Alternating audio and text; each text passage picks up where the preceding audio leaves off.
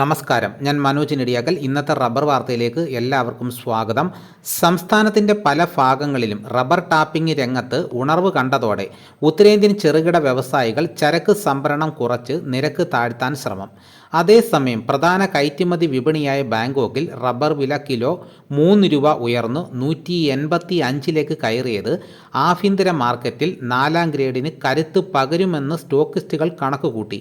എന്നാൽ കൊച്ചി, കോട്ടയം വിപണികൾ വില 1 രൂപ കുറഞ്ഞു 189 രൂപയായി. വാരാന്ത്യമായതിനാൽ ജപ്പാൻ അടക്കമുള്ള മുൻനിര അവധി വ്യാപാര കേന്ദ്രങ്ങളിൽ ഇടപാടുകാർ ലാഭമെടുപ്പിനാണ് ഇന്ന് മുൻതൂക്കം നൽകിയത്. ഒസാക്കയിൽ ഒക്ടോബർ അവധി വില കിലോ 319 യെന്നിൽ നിന്നും 323 യെന്നിലേക്ക് കയറി. അപ്പോൾ ഇന്ന് വൈകുന്നേരത്തെ റബ്ബർ വില എന്ന് പറയുന്നത് RSS-4 ഒരു കിലോയ്ക്ക് 189 രൂപയും RSS-5 ഒരു കിലോയ്ക്ക് 186 രൂപയുമാണ്. ഇതോടുകൂടി വീഡിയോ ഇവിടെ പൂർണ്ണമാകുന്നു. എല്ലാവരും ഒന്ന് ലൈക്ക് ചെയ്ത് സപ്പോർട്ട് ചെയ്യണം. നിങ്ങൾ ആദ്യമായിട്ടാണ് ഈ ചാനൽ കാണുന്നതെങ്കിലോ ഇതുവരെയും ചാനൽ സബ്സ്ക്രൈബ് ചെയ്തിട്ടില്ലെങ്കിൽ ഒന്ന് സബ്സ്ക്രൈബ് ചെയ്തൊക്കെയാണെങ്കിൽ ഇതേപോലെയുള്ള വീഡിയോസ് കൃത്യമായി നോട്ടിഫിക്കേഷനായിട്ട് കിട്ടുന്നതായിരിക്കും. മറ്റൊരു വീഡിയോ ആയിട്ട് ഉടനെ എത്താം. എല്ലാവർക്കും എൻ്റെ നന്ദി.